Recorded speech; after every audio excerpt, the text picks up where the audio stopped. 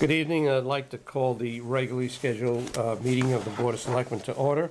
It is Monday, April 1st, 7:30 p.m. We're now in the Guilford Town Hall. The first order of business is to approve the minutes of February 26, 2013 special meeting. Do I have a motion? So moved.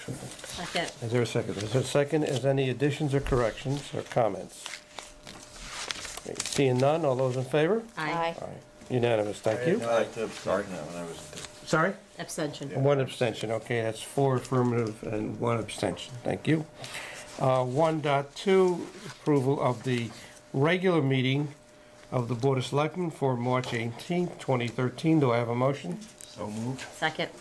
Any additions, corrections, or comments? I have one. Go Go ahead. ahead. I have one also. All right. On section 1.2, it's just a typo, Ms. Wallace instead of Mr. Wallace. You mean Dick wasn't here? Yeah, it did, my husband wasn't here. Okay. Trace, you got that right? Gary? On page 9, on the motion, as it's written, it says, the motion made by Mr. McElhenney, seconded by Ms. Cartier, the board voted unanimously to approve a resolution endorsing the activities of the land acquisition and suggest that review acquisitions and may review dispositions of land as appropriate.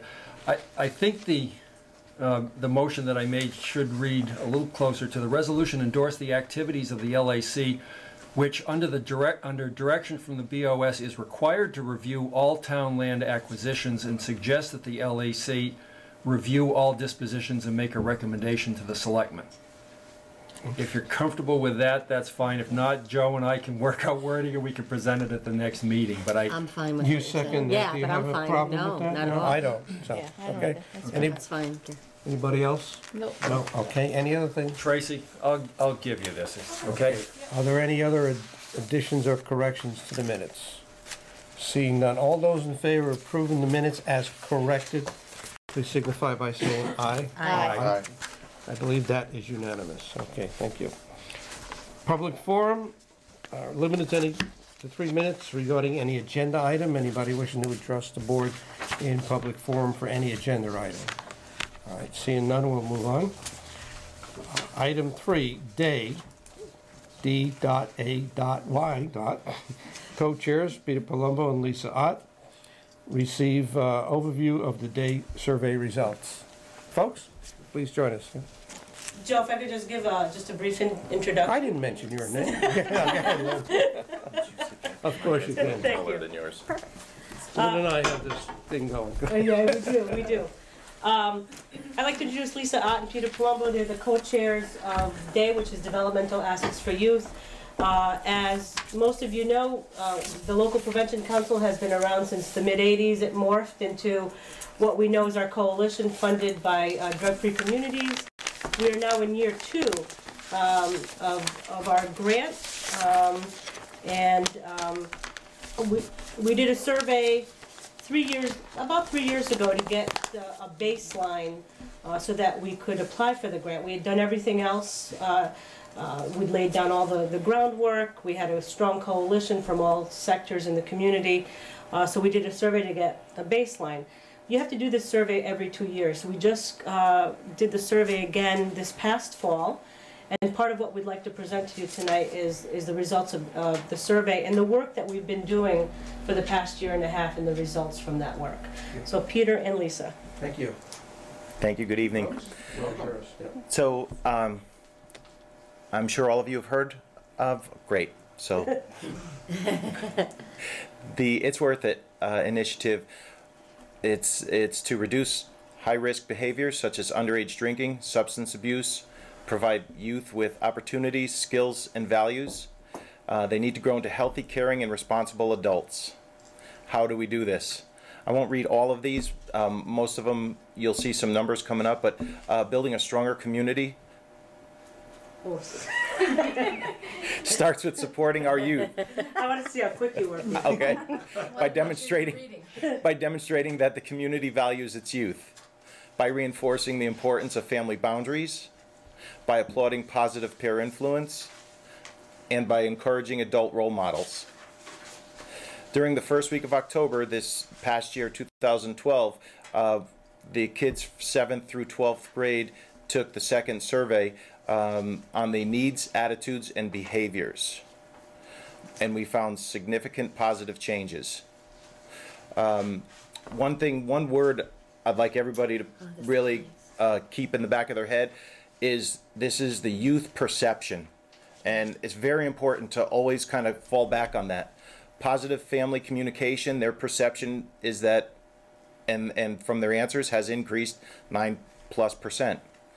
Right on through the rest of these, community valuing youth increased over 33%. This is, again, their perception of it. Caring school climate increased 34.4%. Family boundaries, again, their perception, 4.7%. Achievement and motivation, another increase of 13.9%. Bonding to school increased 22.6%. Adult role models, another increase of 26+%. Positive peer influence, almost 12% increase. Youth as resources, over 30% of an increase from 2010 to 12. So nearly all 40 areas of the developmental assets surveyed have increased since our first survey. Substance abuse among our youth. Can I go back? Yes. Why do you think it increased? Or you're going to get to that? So I'll be. It increased from our work. From That's- yeah, okay. yeah, That's what I want you to- we'll show some of that coming up Okay, forward. all right. Yes. So over a 30-day period, all grades 7 through 12. And again, I think just if you look at the main, alcohol usage, tobacco usage, and marijuana usage, the years of 2010, 2012, and the decrease in those numbers on those surveys. So take a closer look at the strides we've made regarding our youth use and perception of harm for alcohol. So past 30-day use of alcohol, you have boys, girls, and totals, and it's broken down boys, girls, and totals, minus 10%, minus 11%, minus 17% from 2010 to 2012. Is this during a 30-day period is what we're saying? That was a 30-day period, yes. Meaning the question was, have you used it in In a the last 30-day, 30 correct, days? yes, yes. Right. So percentage of students who view having 5 or more drinks once or twice a week to be of moderate or great risk. And again, their change, their feeling of this, the change is 18, 24, and 16%. Percentage of students who thought that their parents would view drinking regularly as wrong or very wrong. So in 2010, for instance, the total was 67.4. 2012, it increased almost to 80. So how did we achieve all of this? We valued our youth with programs like Guilford's Got Talent, early dismissal days. We've been to the community center numerous times, having fun events, advertising in the Adams and in the high school for kids to come down for the early dismissal. Most recently, we did a Fear Factor at the community center. It was hysterical. I think we had 50 or 60 kids show up. Only about 20-ish participated, but the kids were just genuinely there and involved in it.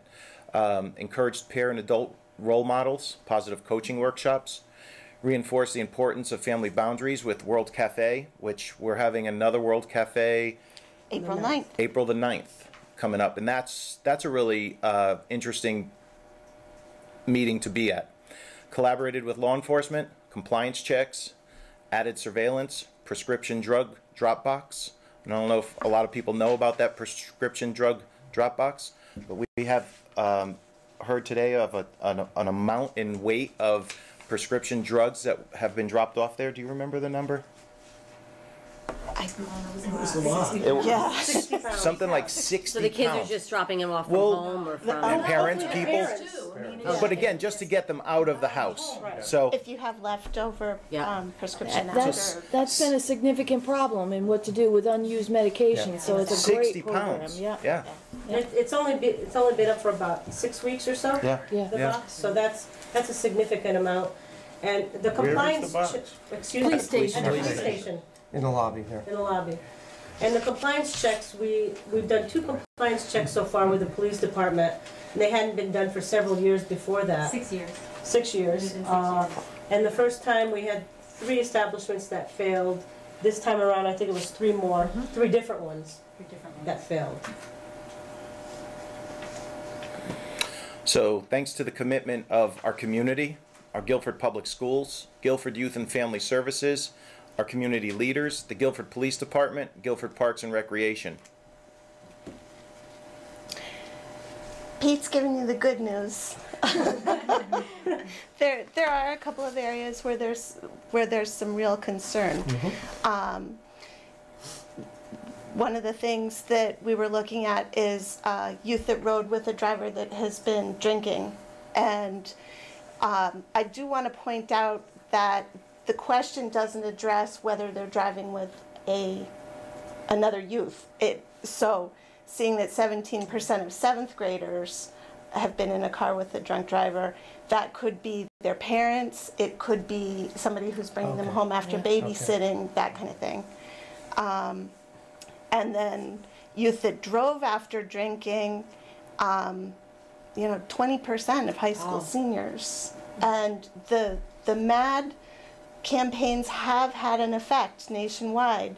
The statistics are that there has been a reduction in accidents and in fatalities, but it's still clearly it's a problem.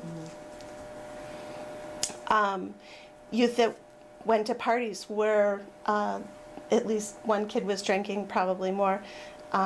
It steadily climbs up over the years as they get older, but 3/4 of our high school seniors.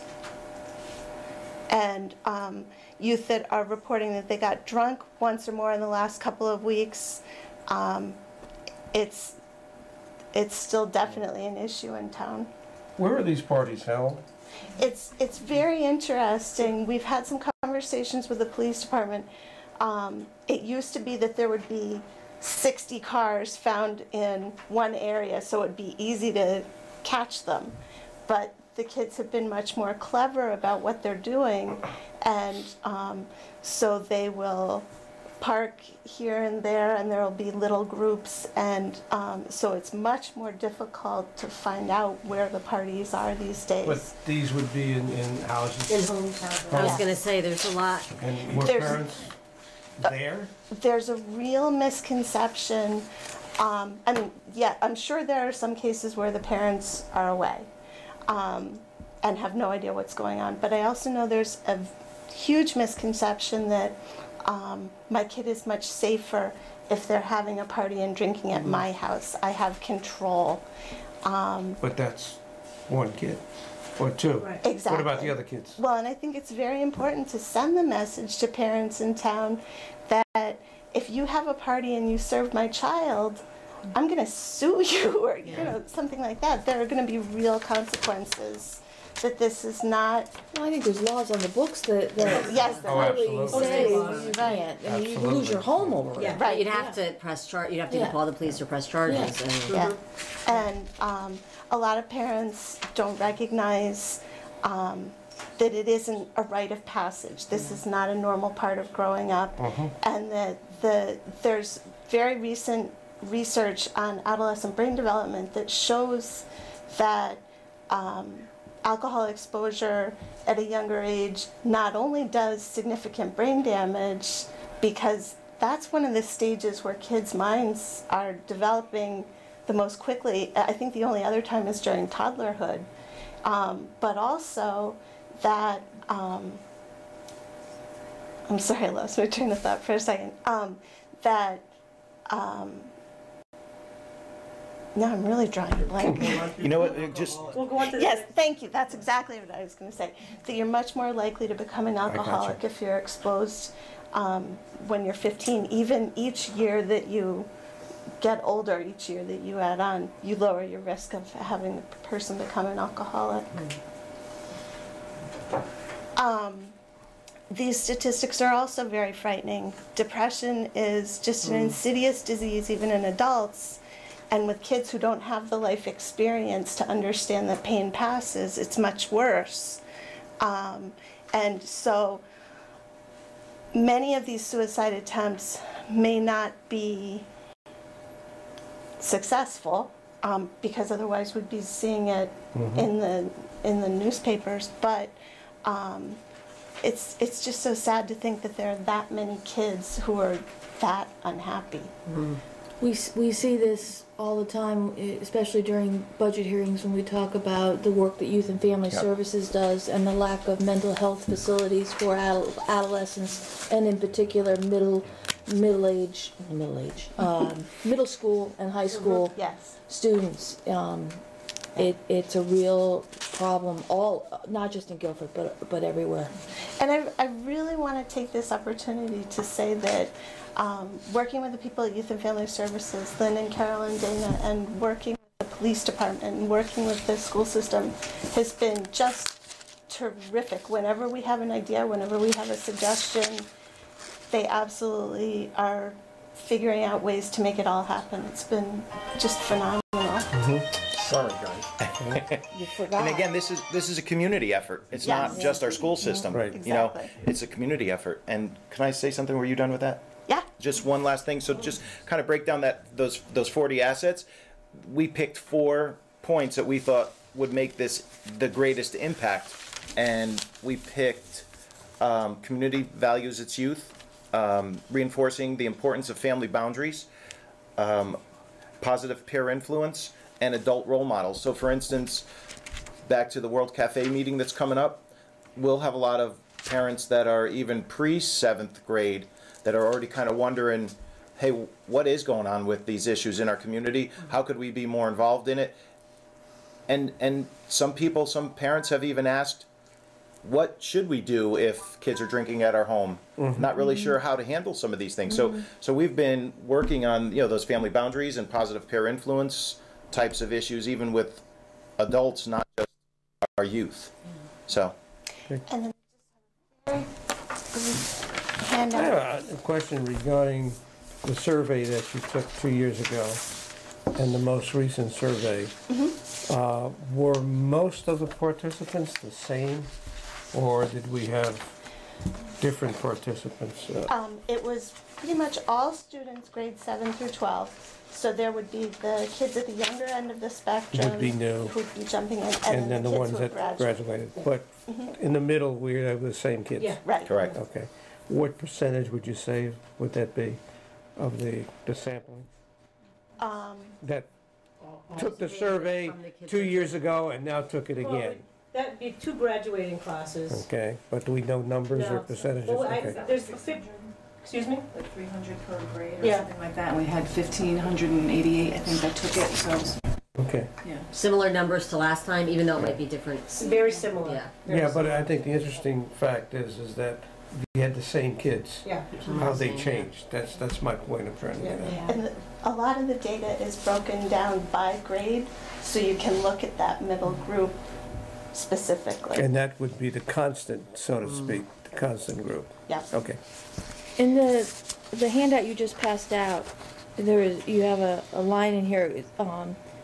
Guilford has great kids, idealistic, hardworking, and intelligent.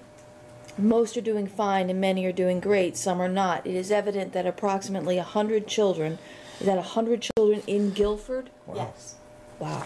100 children in Guilford are already addicted to alcohol and other substances. Absolutely. And these are the ones you identified? Yeah. And we were very careful to talk with the police department, to talk with the people that work at the high school, to talk with Youth and Family Services, to see if the numbers that we got back sounded like they were in line.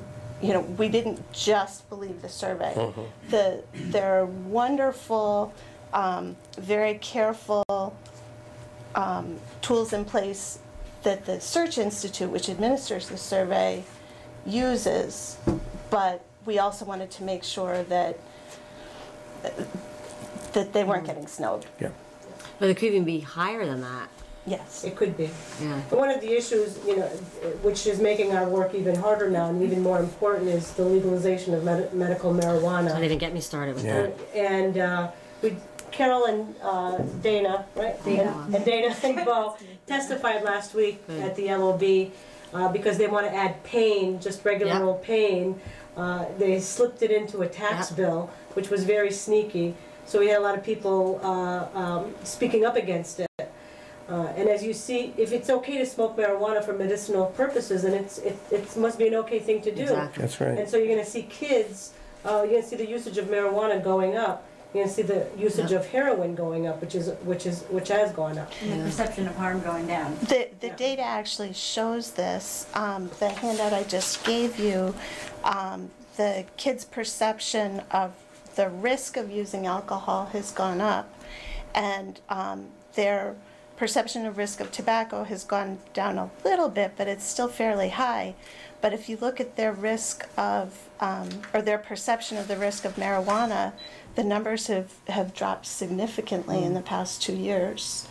And so it's going to be really important as a community for all of us to be talking to our kids and to really be looking at strategies to counteract. Well, you can't really blame them when you hear in the media, or read in the media, or hear it, or look at it on TV, the fact that it's now okay. Yeah. Right. So what do you expect the kids to do? Right. Exactly. So, I mean, that's where, as adults, we really need to be educating them and to be setting limits and to be really working hard at trying to balance that So out. where do we go from here?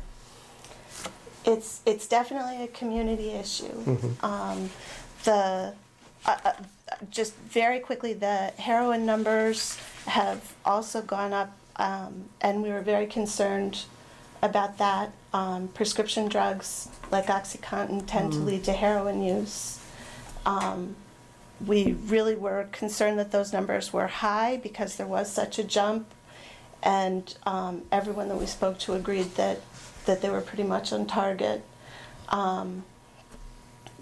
People go from using OxyContin to heroin because it's cheaper. I was just gonna say, it's because it's much cheaper. Yeah. Yeah. So how do They're we, probably easier to get. Yeah. so how do we reconcile the fact that the kids are aware of the developmental assets, and they've showed market increases in that, and yet we see these numbers? So how do we reconcile the two is what I'm saying. Question. Yeah, I mean, that is the question. I think when you have something working against you, like the legalization of marijuana, that makes the work much harder, and it makes those numbers go up. I think if we hadn't seen that this year, the numbers might have stayed a little bit lower. But I think we have to continue to do the work that we're doing, all of the education that we're doing in the community. I think educating parents is probably at the top of the list. Maybe some of the legislators, you have Some to of the educate them. legislators, yeah. I'm serious. Yeah, really. Yeah. I know, that's been a huge effort. One of the numbers you posted in the beginning was about family boundaries. I mean, that to me says that might be an area where we need to work on. I mean, and things like you were alluding to about parents not knowing how to handle a situation. Perhaps it's an area where we could have a program at Youth and Family Services about, or I'm just, thinking out loud about. But that's the World Cafe. We'll discuss some of those things at the World Cafe also. I think at the World Cafe we'll have police officer there to talk about the most recent alcohol party that was at a resident's home, and what could happen legally from there. Parents want to know some of those things. Well, and we've talked about it before. It's also not just the alcohol and the drugs. It's also the other things: the bullying, the texting, the sexting, the technology piece, and what to look for. And I mean, for every thing that we can do, kids will find another way because they're kids. Well, and we're working on launching a social media campaign in order to get the word out to parents. There's a lot of recent scientific research, and that's something that Guilford parents are, really interested in. It seems to me one of your biggest challenges is getting parent participation. Yes, Am I correct? absolutely. And how are you addressing that? We have been trying to reach we know that there's no one way. We can do meetings, we can do social media, we can do columns in the Courier, we can do emails out to all of our friends, we can do all all kinds of different routes, but that we need to hit multiple avenues to accomplish that. How many parents participate in the World Cafe? Because you said the kids. Do parents participate as well? Parents, we had about 50, I believe, at the first one. Yeah. Okay. And we had parents there that we hadn't seen before at other venues, so that was a very good thing. So we're hoping to see more new faces at next week's World Cafe. And just by continuing to do these types of activities and trying to get as many new people as possible to get the word out. That's been Madison's focus in the past year or so, and they're hitting more parents now, because that's where that's the issue. I mean, you have about, what do we have in the high school? 600-700, if I'm not mistaken? The students? High school, you got about 1,100. 1,100, and then, you know, just to take that group and you have 50 parents. Yeah. We've got a long way to go on that. Well, we feel the same way when we're at this meeting or when we're asking for RSVPs and we have 50 people that RSVP for it. So, so the World Cafe is an important meeting to try to get people to come to. We'd love to have some more community effort behind that. The one last thing I wanted to say was the first survey, again, kids' perception. Alcohol, cigarettes, and marijuana. They felt, help me with this, Lisa, if I need it. They felt that their perception was marijuana was the least harmful. Yeah. Back to the first, that was our first one. They thought, you know, cigarettes and alcohol usage was worse, more dangerous than marijuana. It goes back to what they hear out there. Absolutely, in society. absolutely. So we need the adults in the community. That's what we need. Also, that's going to help us make this change. So, just as a last word, Carolyn is our program director at GYFS. She's also the program director for the grant. Dana Policcio is the prevention coordinator for the grant, and they're involved in a statewide marijuana task force, which will be very important as far as maybe a town ordinance at some point. To limit or avoid dispensaries in this town. So that's something to keep in the back of your minds, that that is something that will be coming up as an issue. And they're on the task force working to block that. Yeah, I mean, I think we're working really hard up there to keep Connecticut's laws as strict as they can possibly be. And right now they look pretty strict compared to some other states who are really trying to maintain that and put a lot of safeguards in place before it goes entirely through in, I believe, October. Okay. Do you have, you don't have to give me the information tonight, but do you have the bill numbers that you have been testifying for? Yep. And we can, I would be very happy to send a letter of testimony in that. Why don't you give it to me? Okay. Is it an SB or HB bill? SB, okay. 1117? 1117. Okay. That's for HB, you said, right? SB. SB's, Senate bill. For adding pain. That was for adding pain. That one was for adding pain to the list of debilitating Okay. medical conditions. Right now they have 11 conditions like glaucoma, HIV, PTSD, a number of specific conditions, and they're trying to pass pain in general, which would really open this wide open for anyone to be able to access it, really. So we're trying to make sure that that doesn't happen. And that's not based on a doctor's prescription, it's just... I'm not sure. I think anybody can actually, like a naturopath. Weren't they saying pain? You're supposed to be. You specialists? still have to be a professional to dispense But you could it, go to the the problem doctor. is you've now got accessibility. I mean, Right. it's like if people or kids are abusing Yeah. prescription drugs in the home. Right. You think they're going to not touch marijuana? I mean, You could go to the doctor and say, my thumb really hurts. Exactly. I need Absolutely. marijuana, and they'll prescribe it. and all you have to be is 18. Used to be taking aspirin, call me in the morning. You're right. Smoke a joint. I have one question. On your summary of assets here, single digit is, family support, positive family communications, and family boundaries. I mean, those are the ones that are in single digits here. We don't have too much control over that because those are family issues. I mean, the economy weighs in on that, everything weighs in on that. But the other one that's in single digits is youth programs. I mean, that is something that, maybe we as a town can do something about. I don't know what kind of, programs you have in mind, or what do you do with this survey now that you have?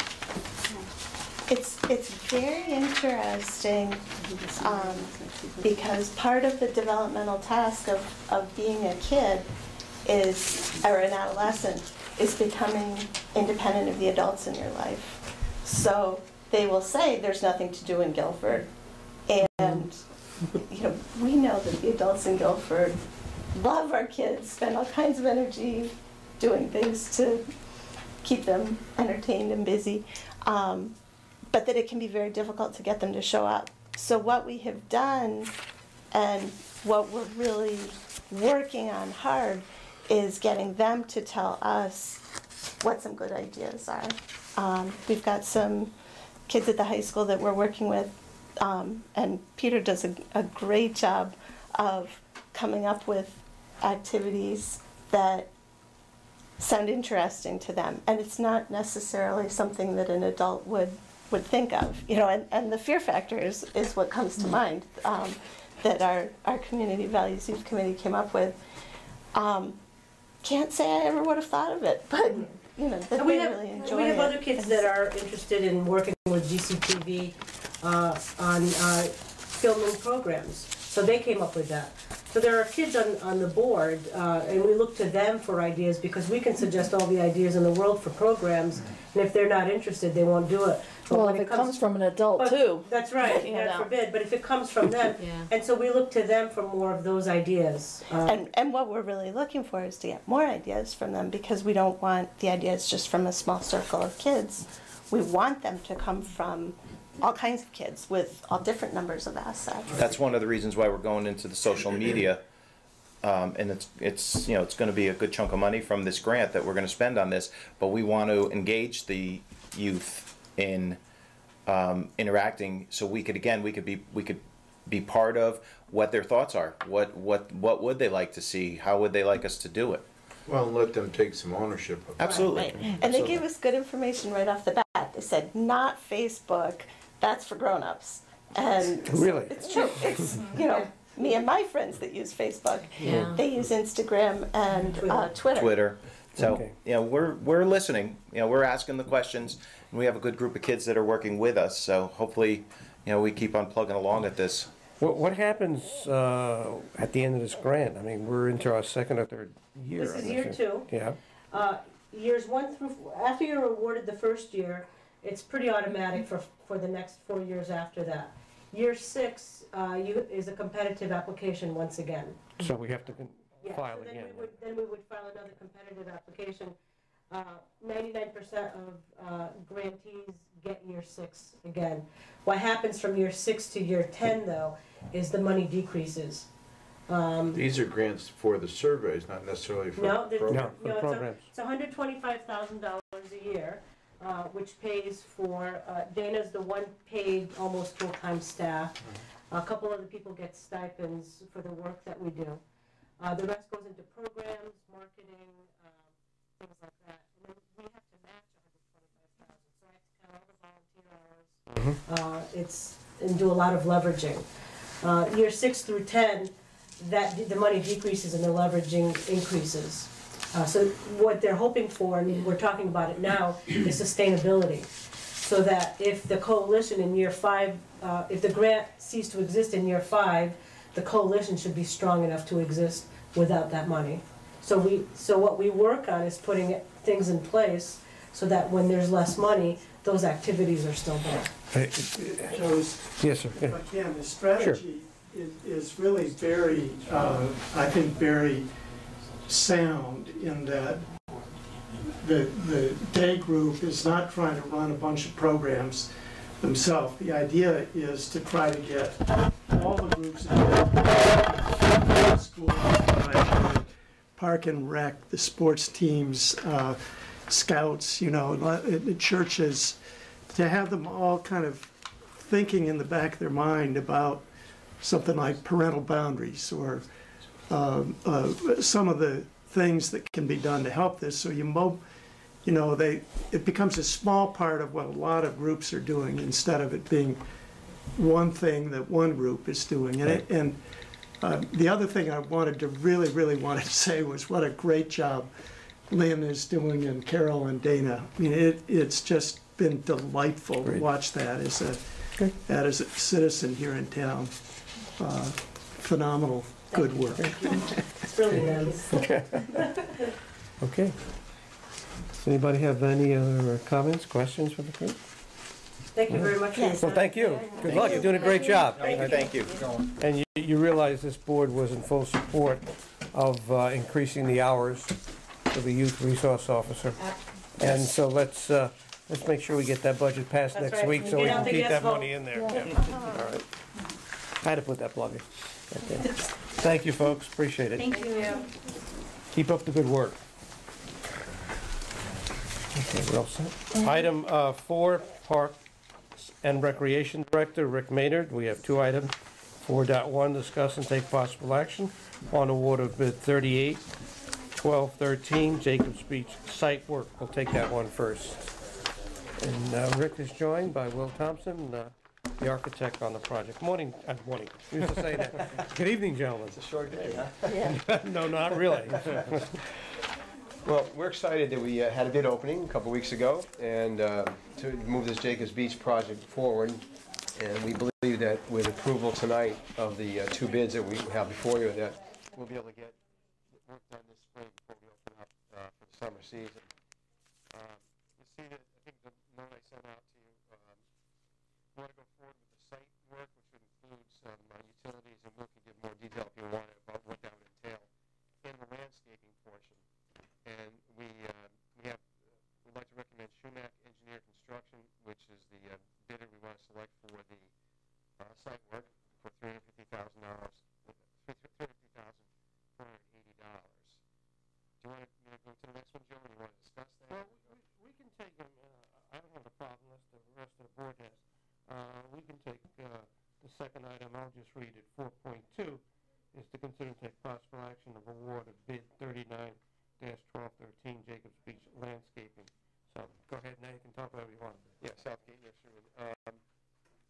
Will, do you want to cut? This is recommendation. Will's the architect and engineer of the project, and these are his recommendations. So basically, the site portion of the bid, we're recommending Schumack, and that the bottom line number Rick gave of $350,480 is including alternate 3, which is a deduct of $14,000. Just so, and that's. I'm kind of confused because the thing says It's a 364. deduct of 14. They're taking In other words, their base bid 364 was minus 3. 14. Minus this number. Right. Alternate 3 was a credit item. 350,840. Let me read this very slowly, just so we're. 480, sorry. So Transfer Schumach's base bid was $364,480. Alternate 3 deduct is $14,000. So that's the net amount of $350,480. Okay, and we're not considering items 2 and 3 either. No. Okay. So it's only just- alternate 3. Just the 364, 480 minus the 14,000. Correct. Okay. And then the other bid, which is for the landscape portion, which is basically the plantings, is we're recommending Southgate Nurseryman with no alternates for a price of $65,300. Less that. Is it 3?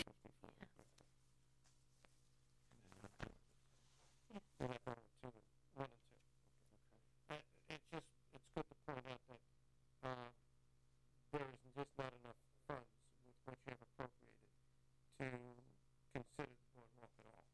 Right. Okay. So, I mean, basically, timing-wise, it makes sense to pause on that item. Okay.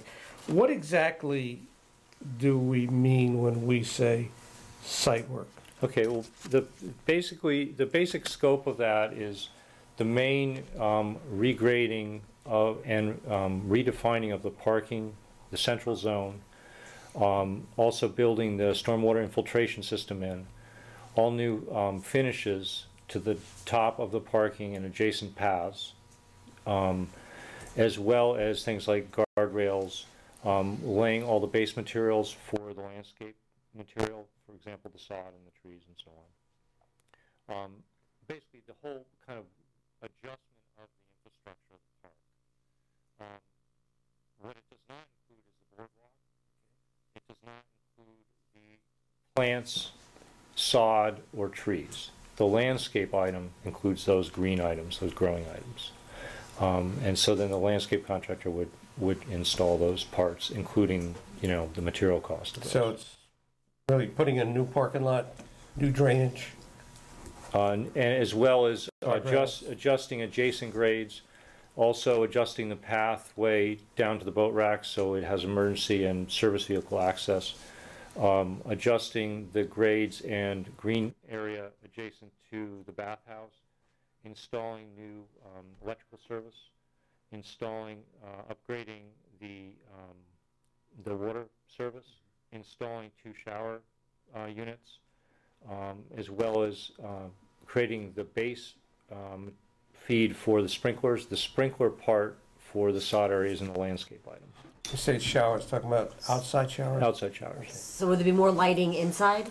The bathhouse interior we're handling is a separate thing with staff, and that's a separate line item. What we're trying to do is we're trying to accommodate everything that's within the steep budget right now that's already allocated. So we deliberately broke the project into parts so that we could manage how the budget unfolds. But will that work be done before June or not? We've requested substantial completion by mid-June. Final completion by, it's like 10 days later. It's before a key date in late June. This is all pending contracts being sealed in the next week or two. But I guess, I'm sorry, maybe I asked the question right. The work that's going beyond the steep grant, That is planned. We're anticipating, depending on a number of items, our hope would be to do that as a separate phase at a later date. okay, so, no, not that I don't want this to sound the wrong way, so the bathroom lighting will still be the same all summer? Okay, No, let me that would take a step back. I'm sorry. Within town staff, we're looking at a number of the finish upgrades of the bathhouse being handled that way.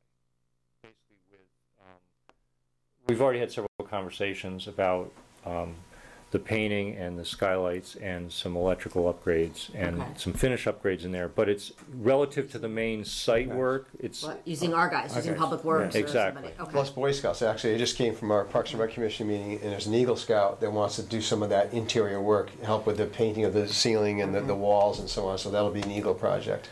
That'll be done this spring. What we're trying to do is have the components be based on major trade groups, because it basically produced much better pricing than by doing it as a single GC. Okay. Okay. They've done a lot of great things. Fantastic addition there with their project. Has really helped out the town. So. Does that clarify? It does. I just know, Rick, you know this, people are going to be like they're going to. The bathhouse is the most important thing, well, right? Not that the other stuff isn't. It is, Yeah. but I think people are going to go to what's going to be what is immediately going to relate, or they perceive as problems. 2 areas are the bathhouse and the shells on the beach. I mean, so when people think of Jacob Beach and what makes it less desirable, let's say, that's what I hear. You know what I mean? And the other stuff is, I mean, I like the plan. I mean, a lot of the stuff you guys have done. I would just say if there's any way you could really step that up, because that would make a big difference to people feeling comfortable and safe in the bathhouse, feeling that it was clean, and those are important things to. Well, and in fact, a lot of things have already been removed. In other words, in preparation for that through town effort. You know, the concrete block sort of those are gone. Separations are gone. Our guys took those out in the winter, fall, late fall. I think we did it. And Will's proposed skylights in the ceiling, so we'll have more natural light in there instead of the 3 incandescent bulbs that are there. I mean, in addition to, we'll still have lighting, obviously, but it's going to be so nice. We're going to have to hand out crossword puzzles. People are going to want to sit in here longer. Good, that's great. I'm with you. I was down there just yesterday. I was amazed at the amount of damage that was done down there from that storm. I mean, See the benches? There's sand just, right after the back. but everything, just the landscaping, the trees, I mean, the damage is just immense. Going anyway. Yeah. You know? Okay, so we're looking at, you're recommending Schumach for the site work at $350,480, and that's with the base bid less the entry gate, which we're not going to use. Right. Correct. Okay. What are you gonna do in place of a gate? Well, we're thinking we'll probably just reset the ones we have for now and then look at it as a tentative item. Again, maybe with town labor, because it's fairly expensive alternate. So it seemed like we Yeah, can it is. produce that in a better way. Okay. Even if it means it's, you know, something for now and then something happens a little bit later. And the other bidder is right now, we awarded a bid to them to do the cleanup work for the Sandy destruction. Mm-hmm. Okay. Although the scope is it's significantly different. The sand cleanup versus what we're requesting in the I site understand. configuration. Okay, I what's the would move- board's pleasure? You wanna handle this one first, and then we'll go on to the next one? Fine, I would move that we award bid 38-12-13 in the amount of $350,480 to Schumack. Second. 350, maybe. That's what he said. Whatever, 350, 350,480, Yeah. 480. something like that. Second. Any further discussion? All those in favor? Aye. Thank you. Okay, we'll move on to the next bid, which is for the landscaping. You want to give some description of what we're doing that? It's, Well, I sort of did, but you want me to restate? Well, all right, so you said for the site work, you're really kind of preparing the site the for the site- landscaping. Well, and for other components Right, that are okay. eventually planned. The landscape component includes sod and grass seeding. It includes trees, shrubs, and, you know, small plants, and it includes a sprinkler system. Now, the trees, the original plan called for, correct me if I'm wrong, there were about 50 some odd trees, or? No. about 33, 36 roughly. Okay. I mean, this is based on... Still talking the same amount of trees, or No, we this is scaled that based, back? this is based on the plan where we made some adjustments Scale it back. that scaled back the number of trees, particularly in the center zone, and which zoning approved. Okay, and how many roughly is it? You know, I don't want to be quoted because it's No, I'm on, not giving no it's number, on the no. it's on the record from the zoning. I would say it was a net increase of roughly 20-22 in that range. From what we have now? Yeah. Or what's left now? But I would say, for the record, let's look at the zoning because I didn't pull that up Okay. for this meeting. All right. It's But per it's that not- approved plan. It's not the total number you had in the original plan? No, we took a couple, particularly in the center area. We made some reductions. And there are some existing trees that are coming out, so the net increase is not the total number of trees. I There's like- understand, I understand. yeah. I think one of the concerns that were expressed to me was the fact that the type of trees we're putting in needed water, a lot of water. And I think you've addressed that now with the irrigation system, am I correct? No, actually. No, you haven't, okay. No, I mean, the type of trees selected are very salt tolerant, and they, after their initial period of being watering, do not require watering. Okay. You know, it's other than, So the irrigation system is the basically irrigation for the system is for the sod area. Okay. I mean, if they hit the trees, that's fine too. Yeah. Okay. Anything else? Who are we awarding what's the recommendation? Southgate Southgate. Nurseryman? I would recommend that we award bid 39-12-13 to Southgate Nurseryman in the amount of $65,300. Second. Now, there again, we're just looking at the base bid, and we're not looking at the... No alternates on it. Okay. Right. Okay, there's been a motion made, and it's been seconded. Any further discussion? All right, seeing none, all those in favor of the motion? Aye. All right. Thank Thank you, you. gentlemen. Thank you And for this your pretty time. much takes you, including your services, very close to that, The steep the tally. steep grant of $500,000. That's correct. Okay. We're still, we're within that, though, we're not gonna go. Oh, no, I know. Yeah, Yeah. okay. Just wanted to make sure everybody was aware of that we're not over, we're within the steep grant. That's Okay. correct. Good. Thank you. Thank you. Thank Have you a for good your time. evening. Thanks for coming. Forward to some nice improvements for this summer. Yeah, can only go up. Good luck. Thank you. Okay, we have item 5, appointments and resignations.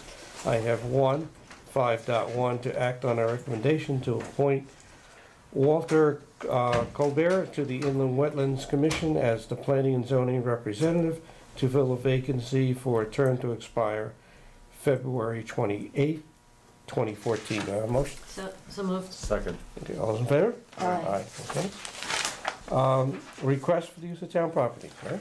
I would move that we approve the 3 requests for signage and use, three requests for signage and use of town property as presented in the agenda. Second. Any discussion? Folks want to say anything, or we're all set? Okay, great. Let sleeping dogs lie. All those in favor of the 3 approvals? Aye. Aye. Thank you, unanimous. All right, number 7, correspondence. Anybody have anything? It's been a pretty light week for correspondence. I don't have anything. Any committee reports?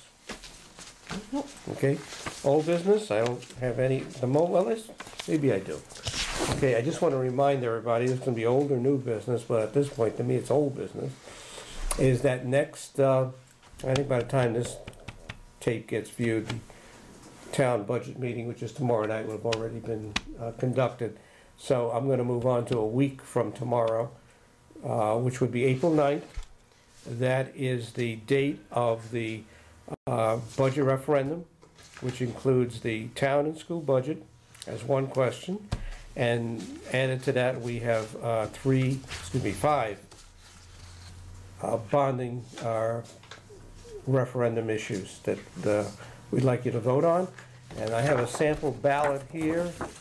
You're going to have a 2-sided ballot. I don't know why they do this to me, but 2-sided.